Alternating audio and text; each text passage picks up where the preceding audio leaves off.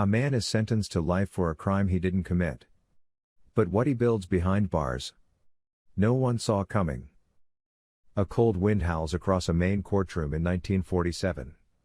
Inside, a quiet, well-dressed banker named Andy Dufresne listens as a jury convicts him of double murder. His face is unreadable. His wife and her lover are dead, and the circumstantial evidence, damning and precise, seals his fate.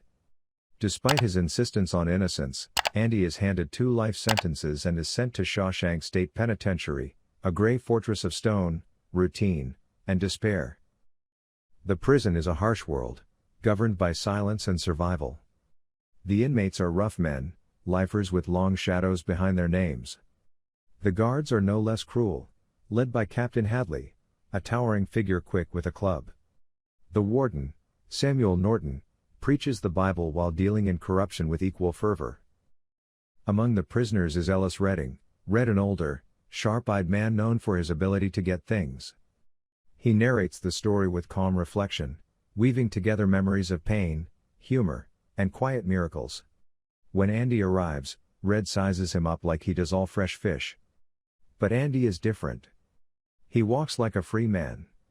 Not arrogant. Not defiant. Just composed. In time, Andy approaches Red with a peculiar request, a rock hammer. Small, seemingly innocent. Red obliges, believing it to be harmless. Andy spends his free time carving stones into chess pieces and shaping tiny sculptures. It's a quiet defiance, a patient artistry in a place designed to crush souls. But prison doesn't give peace easily. Andy is soon targeted by the Sisters, a gang of predatory inmates led by Boggs.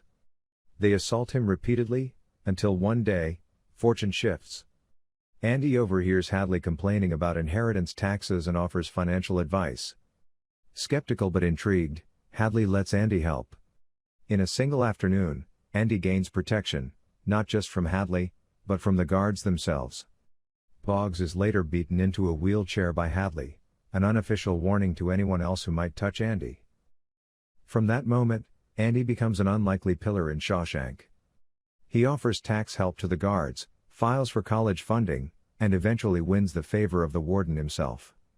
Warden Norton sees opportunity in Andy's skills and assigns him to manage the prison library, which Andy transforms into the best in the state by writing a letter every week to the government, until they send books, funds, and recognition. But it's not just about books. Andy is roped into Norton's money laundering scheme, creating fake accounts and laundering illicit funds through dummy businesses. Norton trusts Andy, but never forgets to remind him who holds the keys. Shawshank becomes a gilded cage for Andy, respected, protected, and utterly trapped. Still, he never stops pushing. He helps fellow inmates earn diplomas, teaches them to read, and introduces them to music and literature.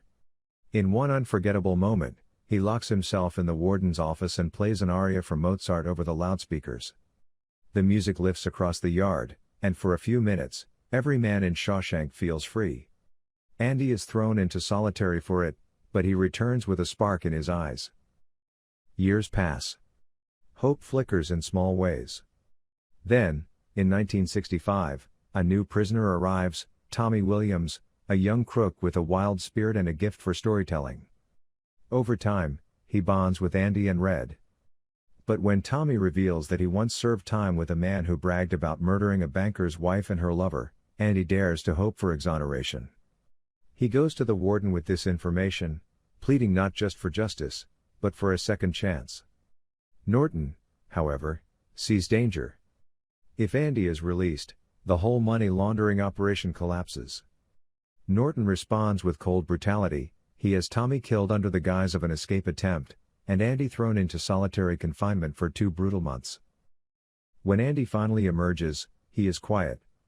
But not broken. He speaks to Red one evening with strange clarity, about dreams, about a place called Zihuatanejo, a quiet town in Mexico with no memory of prison, where the ocean has no memory of men's sins. Red brushes it off as Andy's final descent into hopeless fantasy. That night, Andy asks for one last favor, a length of rope. The next morning, Andy is gone. Vanished from his cell. The guards lose their minds. The warden is livid. They tear through the prison, interrogating inmates, upturning every inch of Andy's space. And then, they find it. Behind the poster of Raquel Welch that had hung on Andy's wall for decades, they discover a hole. A tunnel, carved with the very rock hammer Red once smuggled in.